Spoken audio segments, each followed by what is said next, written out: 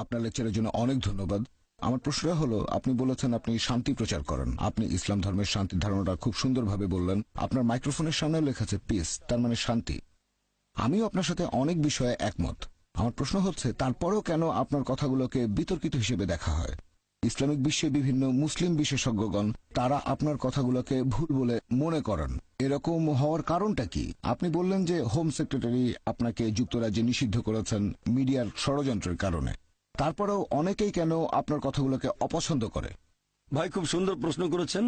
আমি যদি শান্তির বাণী প্রচার করি, শান্তি প্রচার করি, তারপরও অনেকে আমার বিরুদ্ধে, মুসলিম আছে, অমুসলিম আছে, যুক্তরাজ্যের হোম সেক্রেটারি। ভাই, আপনাকে বুঝতে হবে, যখন কেউ জনপ্রিয় হয়ে যায় তখন অবশ্যই তার বিরুদ্ধে কিছু লোক থাকবে। সেই জনপ্রিয় মানুষটা ভালো কাজ করতে পারে, খারাপ কাজও করতে পারে। আমি আপনাকে একটা সুন্দর উদাহরণ দিচ্ছি। বর্তমানে মাইকেল এইচ হার্ট নামে একজন লেখক, তিনি একটা বই লিখেছেন, পৃথিবীর ইতিহাসে প্রভাবশালী 100 জন মানুষ। তিনি খ্রিস্টান হলেও তালিকায় 1 নম্বরে রেখেছেন সবচেয়ে প্রভাবশালী মানুষ নবী মোহাম্মদ সাল্লাল্লাহু আলাইহি সাল্লামকে।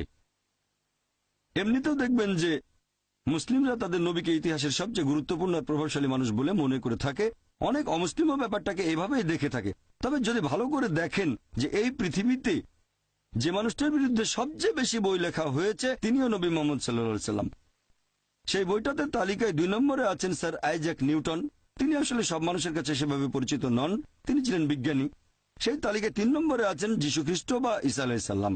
খেয়াল করলে এটাও দেখবেন, পৃথিবীর ইতিহাসে যার বিরুদ্ধে দ্বিতীয় সর্বোচ্চ বই লেখা হয়েছে তিনি হলেন যীশু খ্রিস্ট বা ঈসা আলাইহিস সালাম।